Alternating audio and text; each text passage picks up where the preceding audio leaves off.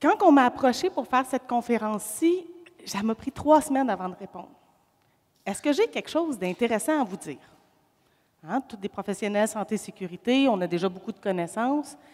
Donc, à ce moment-là, j'ai fait une rétrospective de ce que j'avais fait jusqu'à présent. J'ai travaillé dans l'industrie chimique, dans l'industrie lourde, la construction. J'ai fait le réseau de la santé comme préventionniste. J'ai travaillé pour des consultants aussi, où j'ai eu plusieurs contrats dans des grosses compagnies du Québec. Donc, j'ai vu plusieurs entreprises avec différents niveaux de culture organisationnelle, avec différents types de moyens. Des entreprises pour qui la SST, c'est très, très, très important, mais très, très, très maladroit. Des entreprises que c'était très compliqué faire une simple demande d'une nouvelle chaise plus ergonomique, ou ça prend un formulaire A39 en 4 exemplaires. Là, je parle du réseau de la santé. Puis là, je me suis dit, OK, qu'est-ce que toutes ces expériences-là ont en commun? Elles veulent toutes avoir une culture santé-sécurité. Hey, ça, on entend parler de la culture santé-sécurité, mais c'est quoi? Oh, c'est une belle théorie qui veut que ton entreprise roule de façon autonome pour faire de la santé-sécurité. OK, donc j'ai lu des livres, les TED Conferences, j'ai vu plein de conférences, et puis jamais j'ai eu une recette. Jamais j'ai eu des éléments qui allaient m'aider à pouvoir faire une culture santé-sécurité. Donc, j'ai fait cette réflexion-là. Donc, aujourd'hui, ce que je vous transmets, c'est en fonction de mes expériences, de ce que moi j'ai vu. Je vous présente les 3 éléments qui, pour moi, est la base à avoir afin de pouvoir commencer à penser à se diriger vers une culture santé-sécurité. Les 3 éléments qui font que s'ils ne sont pas solides, ça va être difficile d'atteindre une vraie culture santé-sécurité. Donc, on a peu de gens d'opération ici aujourd'hui. C'est des gens santé-sécurité, ressources humaines. Donc, avant d'aller plus loin, on va parler des opérations. Ça, c'est vrai partout où j'ai travaillé. Fait que les opérations, ça sert à quoi? Ça sert à faire de l'argent. S'il n'y a pas d'opération, on n'a pas de job, on n'en fait pas de santé-sécurité. OK. Je vais m'attarder plus précisément au premier niveau de gestion. Télétravailleurs, superviseurs. Bon, selon l'entreprise, ils ont des titres différents. Donc, je vais m'attarder principalement aux superviseurs parce que c'est eux qui ont l'accès direct aux travailleurs. Ce sont notre principale courroie de transmission pour dire ce qui ne marche pas sur le terrain, ce qui est réaliste, ce qui ne l'est pas, en fonction de leur réalité. Tous les superviseurs que j'ai vus, avec qui j'ai travaillé, peu importe la grosseur de l'entreprise, ça, c'est leur réalité. C'est une tornade constante, à tous les jours. Fait qu'à tous les jours, sont pris à faire des opérations, mais en même temps, il faut qu'ils fassent de l'environnement, de la maintenance, santé-sécurité, de l'administratif, les approvisionnements, la production. Ils ont tout ça à gérer.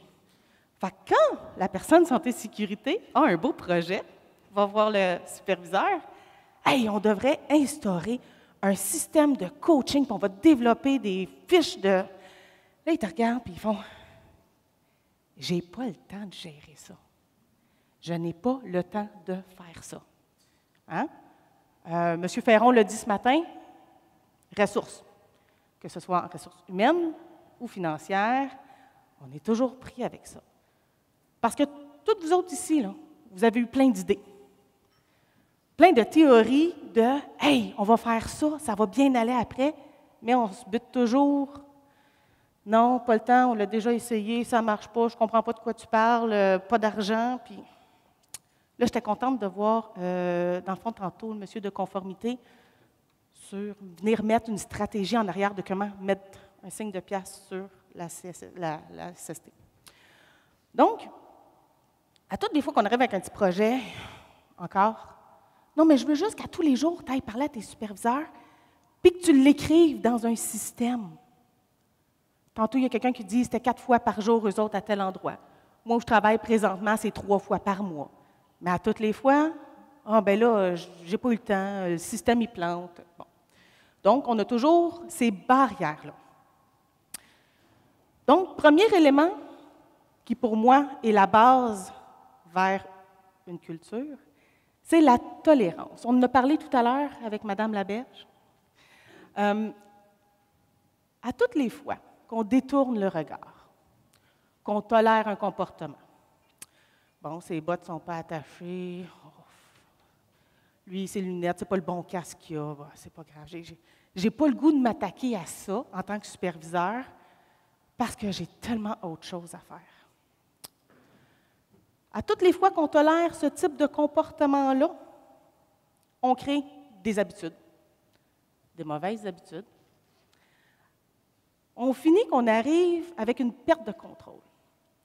Toute personne en santé et sécurité qui est arrivée dans un nouveau poste, une nouvelle job. Puis là, ils te vendent ça, on a des beaux défis, on a de la volonté, puis là, on arrive là, et c'est le chaos total. Ils ont un beau système de gestion santé-sécurité, des politiques, des procédures, des belles règles, des beaux posters un peu partout. C'est rendu qu'il y en a tellement que tu as 1985 à côté de 2016, affiché sur le mur. Sauf que c'est le free-for-all. Là, ils disent, oui, mais là, le syndicat, Donc, ça devient tellement gros que toi, tu arrives comme nouvelle personne en santé-sécurité, puis là, la bébête est grosse en s'il vous plaît. Les gens sont délusionnés. Tu n'es pas la première à passer là. Fait que ce que tu dis, ça rentre d'un côté, ça sort de l'autre. Donc, l'impact est difficile à avoir.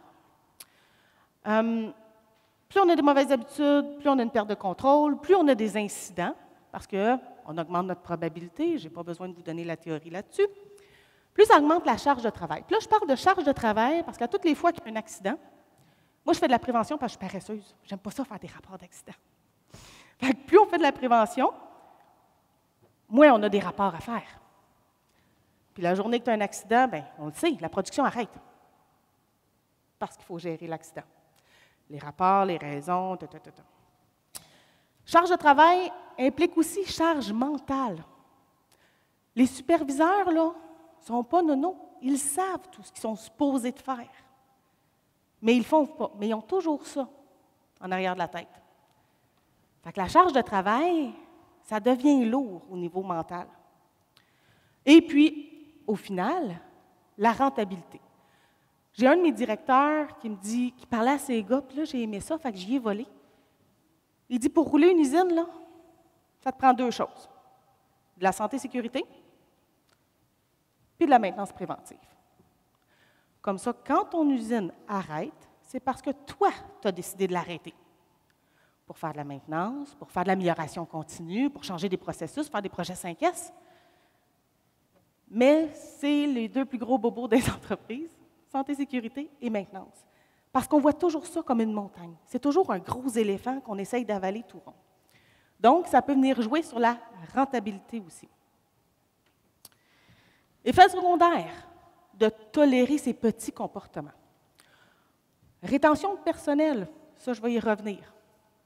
Santé mentale, stress, statu quo. Ça fait 5 ans, ça fait 10 ans, l'usine a toujours fonctionné de même, on n'est pas capable de s'améliorer. On a des gens en santé et sécurité, mais on ne s'améliore toujours pas. Statu quo. Et, personne n'en a parlé encore, mais la C-21 existe. Hein? Code criminel. Ah, il me manque une diapositive, excusez. Ce que je vous présente avant ça, c'est vraiment... Est-ce que tout le monde est familier avec la pyramide des besoins de Maslow? Donc, Maslow, lui, ce qu'il dit, c'est qu'un être humain a besoin de sa survie, manger, boire, dormir. Il y a un besoin de sécurité, il y a un besoin d'estime de soi, d'accomplissement. Donc, quand je parle de rétention de personnel, mais que dans mon usine, je tolère plein de comportements, aussi minimes soient-ils. Tes travailleurs, là, au niveau sécurité, bien, ils voient que l'usine a de la misère soit à être plus rentable, ou on est toujours en train de parler qu'il faut couper, qu'il faut couper, qu'il faut couper. Bien là, ils ont peur de ne plus être capable de mettre du pain et du beurre sur la table. Donc, premier élément, survie, rétention de personnel. Ensuite, sécurité. Quand tu arrives comme nouvelle personne, santé sécurité, dans une usine, puis que là, tu vas faire une tournée de plancher, tu parles au monde. Oh, ici, santé sécurité, sans sac. Mais oui, mais vous avez toujours eu quelqu'un en santé sécurité, vous avez des politiques, des procédures. Ils sont pleins de poussière, mais vous les avez tous. Non, ici, ce n'est pas important. Rétention de personnel, ils vont vouloir aller travailler dans une usine qui est plus sécuritaire, parce que tout le monde pense que c'est plus sécuritaire ailleurs. C'est vrai, parfois. Donc, pour ta pyramide de Maslow, rétention de personnel, surtout dans les conditions actuelles qu'on a, plus ton usine va être sécuritaire, plus tu vas faire ta maintenance préventive, meilleure ta rétention de personnel va être. On avait des gens d'ARH que j'ai vus tantôt. Donc, dans votre stratégie, faire des alliés avec la santé-sécurité, parce que souvent, c'est deux départements séparés, puis ça va être payant au bout de la ligne. Rétention de personnel, ça inclut les superviseurs, les directeurs, pas juste votre personnel à la base, là. Un superviseur, qu'on y met toute une charge de travail, qui a tout ça à faire, qui n'a pas de support, il ne sait pas par quel bout aller, et puis il tolère, puis il le sait, bien, ça se peut qu'il parte. Ça se peut qu'il aille travailler ailleurs. Donc, rétention de personnel. Ça va jusqu'à présent? Fait que premier élément, c'était les risques de la tolérance. Donc, il va falloir adresser la tolérance. Je vais y revenir parce que ça ne se fait pas de façon magique. Ensuite, il faut être sûr d'avoir des plans d'action. Quand on a nos plans d'action, puis la plupart des entreprises, ils ont ça, hein? On a une vision, on a un plan d'action, mais souvent, ils ont des plans d'action séparés. Un plan d'action d'amélioration, un plan d'action recherche et développement, un plan d'action santé-sécurité. Donc, quand on va commencer à venir faire une synergie dans nos plans d'action, ça veut dire que nos équipes à la table pour développer ces plans d'action-là vont être multidisciplinaires. Ça veut dire que quand l'amélioration continue va vouloir faire des projets, santé-sécurité va être présent à la table. Donc, à la base, on va nous dire « Hey, il y a un espace clos dans ton nouveau projet. On peut-tu l'éliminer à la source? » Donc, ça va venir rentable, la synergie va être payante. Mais avant de faire un plan d'action, il faut prioriser. Prioriser, bon, chacun a sa recette. On va se faire des plans d'action pour contrôler les risques, pour répondre aux priorités corporatives. Ceux qui sont dans les grandes entreprises, on a toujours Corpo qui est dans un autre pays ou autre chose, qui viennent nous pousser des obligations qui ne répondent pas à nos besoins précis en ce moment. Il faut le faire pareil. Donc, on a des priorités, souvent, qui sont corporatives. Priorité d'amélioration continue, ne serait-ce que pour changement de clientèle, de technologie. Il faut continuer à être rentable, donc il faut mettre ça dans nos priorisations et en démarche de prévention. Pour pouvoir faire une priorisation, ça nous prend 3 éléments. Cueillette d'informations, de la validation et ensuite une évaluation. Donc, cueillette d'informations. Bien, il faut que l'information remonte à la source. Je fais un parallèle avec Mme Roberge la berge, excusez. Il faut que l'information remonte à nous, donc il ne faut pas que les petites huîtres soient fermées. Il faut qu'elles soient ouvertes pour nous donner de l'information. Je vais la garder, celle-là. Je l'aime. L'image de l'huître, c'est très le fun. Donc, on a des travailleurs, tu fais une tournée de plancher, là, puis là, dès qu'ils te voient, viens voir comment c'est pas correct à mon poste de travail, puis c'est dangereux, puis tu en as d'autres qui se promènent sur des beams, pas attachés, puis non, pas de problème. Puis là, il te montre ça, puis il dit, ça, là, c'est dangereux. Tu es comme, je comprends pas de quoi tu me parles. Est-ce que tu peux être plus précis? Ben oui, regarde, c'est la jungle. Ah, OK. Ouais. Y a-t-il quelqu'un qui voit un risque là-dedans en ce moment? Il y en a un, mon travailleur me l'a dit, il y a un risque. Fait que là, on va aller chercher plus d'informations. Fait que quand j'ai plus d'informations, est-ce qu'on voit un risque maintenant? Il y a un petit chat. Donc, il va te le dire, là, le travailleur. Écoute, là, c'est dangereux, là. J'ai un danger qui est là dans mon environnement de travail. OK. On va aller chercher plus d'informations, mais avec de la validation. Monsieur X, est-ce que c'est ça que tu me pointes? Parce que c'est déjà arrivé que moi, le travailleur, il me parlait sur sa machine, comme quoi que c'était dangereux. Et moi, la première chose que j'ai vue, c'était une 900 tonnes, une presse, que le garde était grand ouvert devant. Mais lui, c'est pas ça qu'il me parlait. Il me parlait que les petites boîtes, quand il sortait avec les tournevis, là, c'était trop haut pour lui. Ça lui faisait mal dans le dos à toutes les fois qu'il travaillait dessus. Donc, on va venir valider de quoi la personne nous parle. Quand on parle de validation, on va aussi valider avec d'autres personnes. Fait que le même opérateur sur les autres corps de travail. Les superviseurs, les mécaniciens qui réparent ces machines-là. Donc, l'étape de la validation est très, très, très importante. Ensuite, on va venir, l'évaluation, on va venir évaluer qu'est-ce qu'on a en place pour contrôler ce risque-là. Est-ce que j'ai un garde de sécurité? Est-ce que j'ai de l'affichage? Est-ce que j'ai des procédures? Donc, on va aller chercher nos méthodes de contrôle. On en a deux. Et là, je veux vous montrer quelque chose. Excusez, je ne l'avais pas prévu. On a deux méthodes de contrôle. On a les méthodes de contrôle physiques et les méthodes de contrôle administratives. Non, je n'ai pas fait mon analyse de risque avant. Là, je ne veux pas écrire sur les choses à M. Ferrand. Est-ce qu'il y a des gens qui connaissent le modèle du fromage suisse? Oui? Non? Qui connaît? OK, c'est pas pire. Il y en a qui ne le connaissent pas. Le fromage suisse. Tout le monde sait c'est quoi un fromage suisse? Oh, là, c'est peut-être petit, là.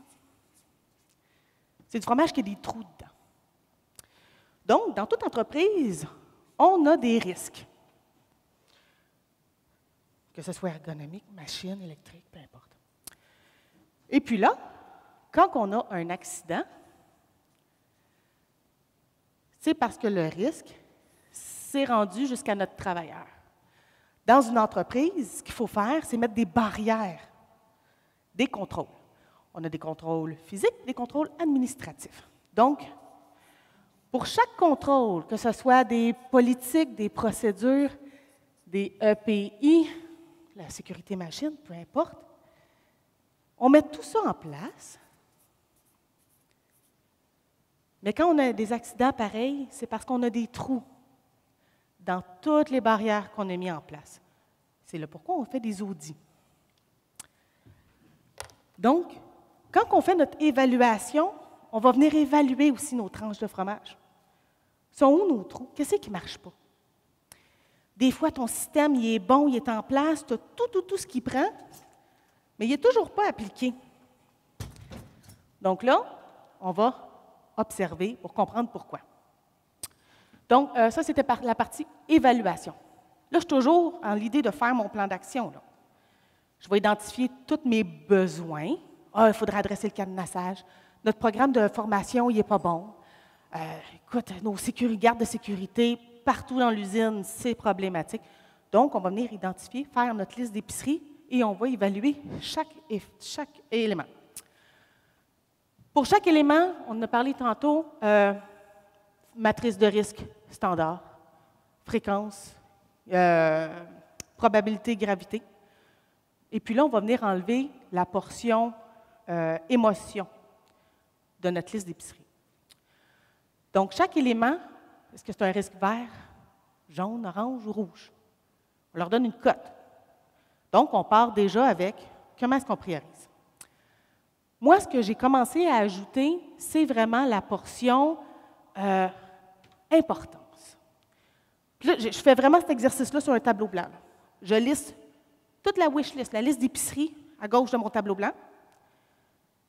Je fais ce cadran-là et je place chaque élément dans le cadran. Donc, en fonction du risque, fait qu'un risque plus faible versus les risques plus élevés, et la portion que je trouve super intéressante, c'est l'importance. L'importance, ça peut être légal, mais ça peut être aussi en fonction des travailleurs. Exemple, les travailleurs se plaignent sur des chaînes de montage. Tout le monde se plaint sur les gants. Fait que la majorité des gens ne portent pas de gants. Puis là, j'ai des premiers soins, j'en ai 25 par mois, que c'est juste des coupures, des échardes aux mains. C'est pas grave. C'est pas quelque chose qui fait « wow ». Par contre, c'est quelque chose qui est important pour les travailleurs parce que c'est un irritant constant.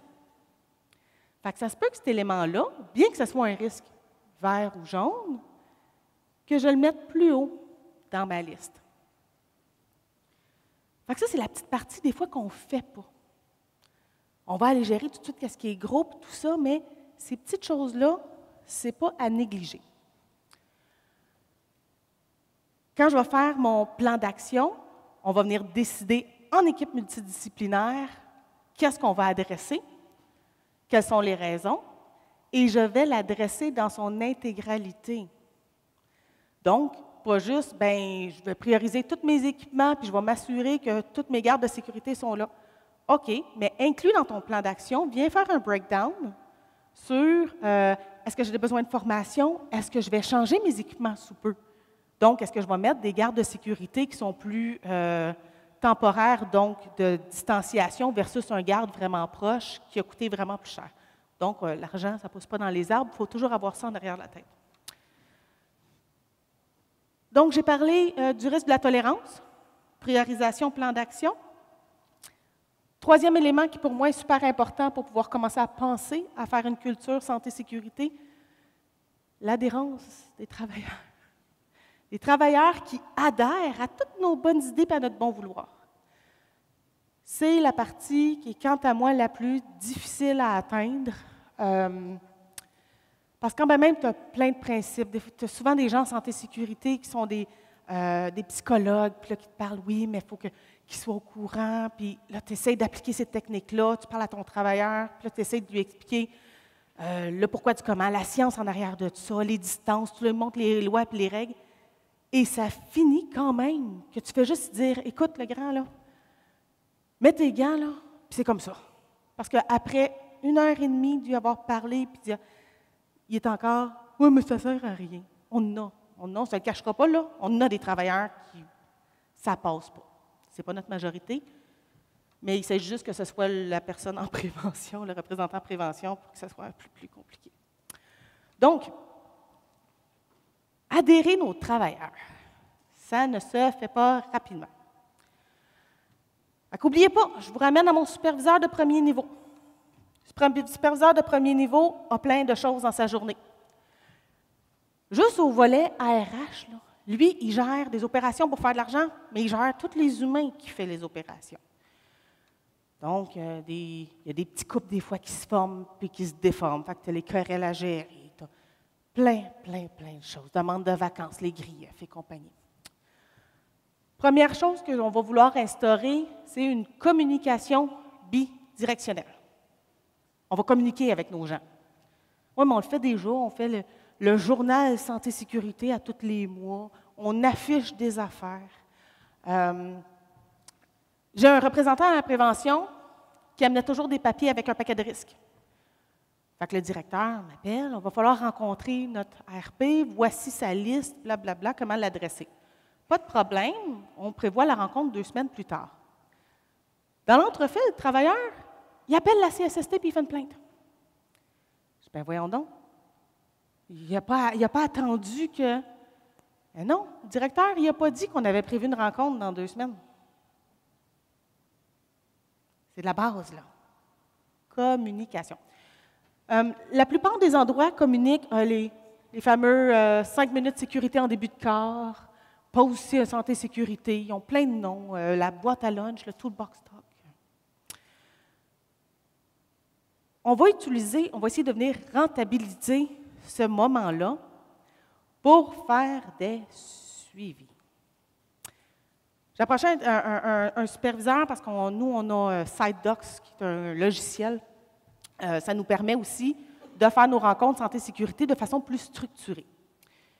Fait que là, j'essayais de le vendre à mes superviseurs, ce qui s'en venait comme projet, parce que je voulais les utiliser comme pilote. Et puis là, j'essaie d'y expliquer la communication. Regarde, la partie communication, tu la mets là, puis... Il dit, ouais, mais là... Il dit, moi, je leur dis c'est quoi les chiffres, c'est quoi les tâches, puis s'il y a eu des accidents, là, puis je donne le toolbox que l'équipe santé sécurité m'a dit de leur donner. Je dis, oui, mais quand tu parles de tes travailleurs, là, ils t'en rapportent des choses à ce moment-là. Genre, il y a un nid de poule là, il y a ci, j'ai brisé mon auto. Fait qu'il fait, ah oui, tout le temps, tout le temps, tout le temps. Je dis, OK, c'est quoi la dernière chose qu'ils t'ont rapporté? Il n'était pas capable de me dire le matin même qu'est-ce qui lui avait été rapporté par ses travailleurs. J'ai dit, ça se peut-tu que vous les écoutiez plus? Il dit, non, on ne les écoute plus. OK. Fait que quand on commence à instaurer une communication bidirectionnelle, attachez votre sucre, ça va être très exigeant pour le superviseur. Parce que là, il va dire, Roger, tu m'as parlé de telle chose. Écoute, on en est rendu là, j'en ai discuté. Hey, ça, je n'ai pas fait de suivi encore, je te reviens, je ne l'ai pas oublié. Dès qu'on commence à faire cette communication avec nos travailleurs, ça part en flèche. Là, vous allez voir toutes les requêtes et toutes les petites gugus qui leur tapent ses nerfs remonter à la surface. Par contre, éventuellement, si on continue à faire nos suivis et on règle les choses, ça va revenir à se stabiliser et les éléments qui vont finir par être rapportés vont être pertinents. Et souvent, ça va commencer à être de l'amélioration continue. Ils vont commencer à vouloir faire partie de la gang, puis ils en ont des idées. Donc, communication bidirectionnelle, super important. J'ai vu des entreprises faire une excellente job. Comme il n'y avait pas le temps vraiment, puis les superviseurs étaient un peu frileux à attaquer, à affronter les travailleurs comme ça à tous les matins, ne serait-ce que de commencer, ils ont mis des gros tableaux dans les intersections de l'usine qui indiquent tous les projets, toutes les choses à régler. Avec la date, on en est où dans les étapes, donc les travailleurs peuvent facilement suivre l'évolution des dossiers. C'est une bonne communication, par contre, elle est incomplète, mais il faut commencer quelque part. Donc, si on veut que nos travailleurs deviennent participatifs, il faut commencer une communication bidirectionnelle, une saine communication bidirectionnelle. Pas besoin de leur parler pendant 20 minutes, là. Faire des suivis. Ensuite, apprendre à déléguer. Les superviseurs, là, ils ont, tu sais l'expression « monkey on my shoulder », ils l'ont. Là, ils ont la pression d'en haut, le chiolage d'en bas, puis ils sont pris avec ça. Donc, si je veux avoir une bonne adhérence une adhésion de mes travailleurs, je vais outiller mes superviseurs. Ta première ligne de gestion est souvent la moins bien outillée. C'est souvent des gens qui n'ont pas eu d'études de gestion. C'était des bons travailleurs qui ont démontré du leadership, qui ont démontré plein d'habiletés qu'on a promus sans leur donner les outils adéquats. Oui, je l'ai envoyé à une conférence santé et sécurité. C'est bon, mais ce n'est pas suffisant. Ne serait-ce qu'en gestion du temps. J'ai de la difficulté avec la gestion de mon temps. Je suis allée à l'école, mais j'ai quand même de la difficulté avec la gestion de mon temps. J'ai lu, je me suis informée, j'ai eu des formations pour être capable de ne pas être pris encore dans mon tourbillon. Les superviseurs, ils n'ont pas ça. C'est des pompiers, ils éteignent des feux. Bien, par contre, j'ai déjà vu un superviseur que lui, super relax, super productif, bonne entente avec ses travailleurs, parce qu'il sait gérer son temps.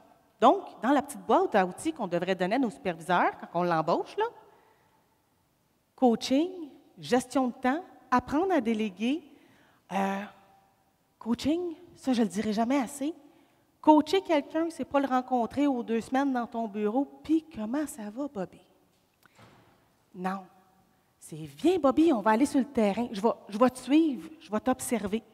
Puis après ça, moi je fais ça en santé et sécurité. Je suis mes superviseurs, puis j'y regarde aller, tu sais, puis je vois la réalité, tout ça. Puis quand on se retire, là, je fais un rétro sur les interventions qu'il a faites. OK, telle intervention, tu es allé super direct, tu as juste dit de mettre ses lunettes, au lieu d'avoir une conversation appréciative avec lui, puis lui dire bonjour. Souvent, ça arrive, là. Hey, mets tes lunettes. Moi, je l'approche des travailleurs. Bonjour, comment ça va? Ça va bien? OK, qu'est-ce que tu fais aujourd'hui dans tes tâches? Hein? Tu sais que tu as des beaux yeux, hein? Fait que là, ils font ah, shit, mes lunettes. C'est souvent pas de la mauvaise volonté, là. Surtout ceux qui ont des lunettes de vue. Combien de fois tu pars dans l'usine? Ah non, je n'ai pas switché mes lunettes de vue. Coaching, super important. Sauf que ça demande que les autres paliers de gestion sortent de leur bureau, mettent leurs bottes et viennent passer du temps avec leurs travailleurs, leurs employés au niveau inférieur pour comprendre leur réalité et les coacher, pour développer les gens. Je reviens à mon rétention de personnel.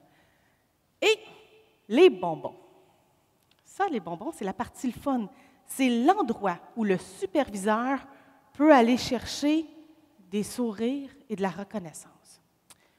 Les bonbons, ce sont les demandes qui viennent du plancher. Là, puis là, ils ont des listes d'épicerie à pu finir. Celles qui se règlent rapidement, à moindre coût, des fois, c'est des affaires de 10 minutes. Puis là, faire un suivi. « Hey, les boys, telle affaire, ça ne marchait pas dans la salle de toilette, là. C'est réglé. Ça a pris 10 minutes. Le mécanicien il est venu, il a remis à la botte. Mais ça fait 6 mois que la botte n'est pas là. » Tu sais, c'est des petites choses qu'on n'est pas obligé d'escalader puis de faire des analyses à pu finir. Des fois, on suranalyse en santé et sécurité. Ça arrive aussi qu'on fait ça. On complique des fois pour rien. Donc, les bonbons. Puis en plus, ce qui est le fun pour le superviseur et les gens en gestion, c'est on avance, on en fait des affaires. Réparer la cour, les trous, les nids de poules, excusez, j'allais le dire en anglais. Donc, ces éléments-là vont venir vous aider à avoir une meilleure relation avec vos travailleurs. OK. Fait que là, je vous ai parlé de les dangers de la tolérance, priorisation, plan d'action et l'adhésion des travailleurs. On va venir parler de la méthode. Ça ne se fait pas juste par un groupe d'individus. Il faut que ça parte d'en haut, parce qu'il y a eu un temps là, où tout le monde parlait là, que si tu veux que ça fonctionne, il faut que ça parte d'en bas. Puis ça... Non, parce qu'en bas, ils n'ont pas l'argent. Fait qu'il faut que ça parte d'en haut, une vraie volonté de s'impliquer. Ce n'est pas juste de l'argent et des ressources humaines, c'est de s'impliquer personnellement, chaque individu, à ce niveau-là. Donc, ça nous prend une vision d'entreprise, ça nous prend un plan stratégique. Quand je vous parlais d'un plan d'action synergique avec pas juste santé-sécurité, mais tous les autres éléments de l'usine, donc, c'est ton plan stratégique. Il y a les plans annuels, les plans 3 ans, les plans 5 ans. Ensuite, on va venir prioriser dans ces plans-là en fonction du risque et de l'importance pour notre usine. Puis, un coup qu'on a ça, que dans notre plan, mettons, cette année, on adresse le cadenassage. Bon, nos fiches sont tout croches, nos gars, il faut toutes les reformer et compagnie.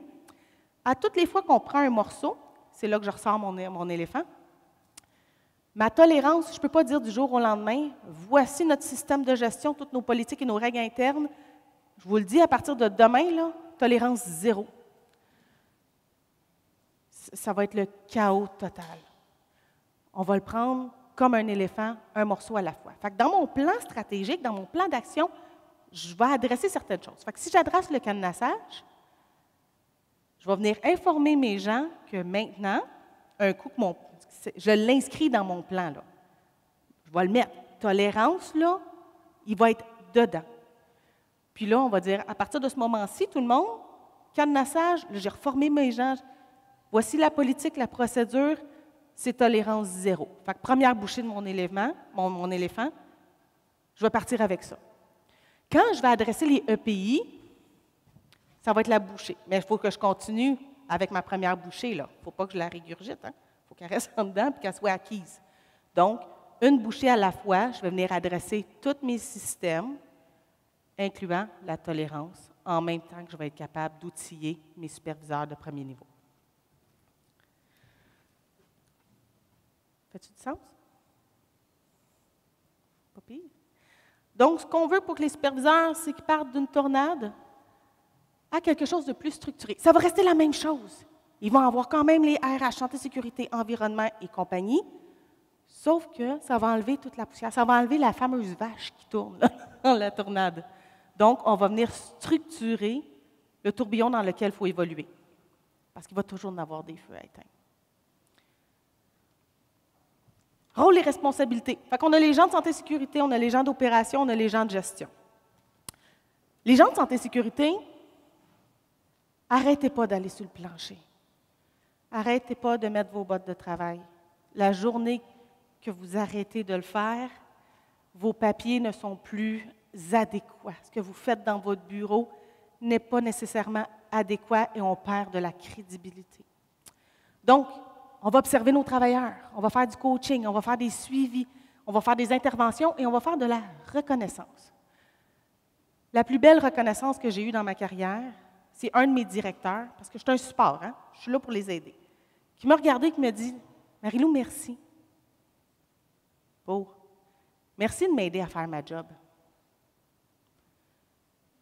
C'est la chose qui m'a le plus touchée. J'ai eu la reconnaissance qu'enfin, ils ne me voyaient pas comme la fatigante santé-sécurité. Ils me voyaient comme un partenaire qui les aidait à atteindre leur objectif. Vous pouvez faire la même chose quand vous faites une tournée de plancher. Quand vous voyez quelqu'un faire sa job comme il faut, puis que vous l'observez, hey, écoute, continue, je veux juste voir ta réalité, je veux comprendre exactement ce que tu fais pour voir si ce que je fais, ça fait du sens. Fait que là, vous voyez le travailleur, là, il peut vous poser des questions, puis il dit ça, c'est la procédure qu'on applique, tu sais. Mais ça ne fait pas même sens. Puis là, ils vont vous le dire, ça ne fait pas de sens, c'est trop long pour rien, on pourrait faire ça ou ça à la place. Wow, merci. Merci de m'aider à faire ma job. Les commentaires que vous me donnez m'aident à faire ma job, qui est de vous aider à faire votre job de façon sécuritaire. Donc, c'est synergique. C'est vraiment, il n'y a personne qui doit travailler en silo. Pour les gens d'opération, c'est comme les mêmes rôles. Observation, coaching, suivi, intervention, reconnaissance. Pour les gestionnaires de haut niveau, même chose. C'est dur de prendre des bonnes décisions d'amélioration continue ou d'approvisionnement si tu ne le vois pas sur le terrain. Si tu ne comprends pas, quand tes gens d'amélioration continue te montrent ton AutoCAD de ton secteur puis qu'ils te disent « Regarde, ça ne passe pas parce que là, ils ont mis leur marque, tu as juste 30 pouces, puis quand il arrive avec sa palette, il a besoin de 42 pouces. » C'est « Ah, mais tu n'as rien qu'à tasser les affaires. » Monsieur le Président, venez avec moi, on va aller faire une tournée de plancher. C'est ça que je t'explique. Ah, OK, ouais. Il faut que les gens sortent de derrière leur ordinateur s'ils veulent que ce qu'ils font derrière l'ordinateur soit efficace et fasse du sens pour ne pas perdre de la crédibilité puis qu'on continue à jouer en équipe. Et tout ça, donc, tolérance zéro, engagement des travailleurs, plan d'action, on a nos rôles à différents niveaux. Mais si on n'est pas capable de rien mesurer, on ne sait pas comment faire nos plans d'action. Donc, ça prend des fameux indicateurs de performance, les TIFR, les LTIFR, les heures travaillées, le nombre de premiers soins, les near miss. Si je veux travailler ces bonnes choses, ça me prend des données, je n'ai pas le choix. Ce qui est le fun aujourd'hui, c'est que plus la technologie avance, plus ça devient moins pesant de pouvoir aller collecter ces données-là. Ça fait le tour de ce qui est pour moi les 3 éléments clés pour être capable de commencer à penser à faire une culture santé-sécurité. Merci.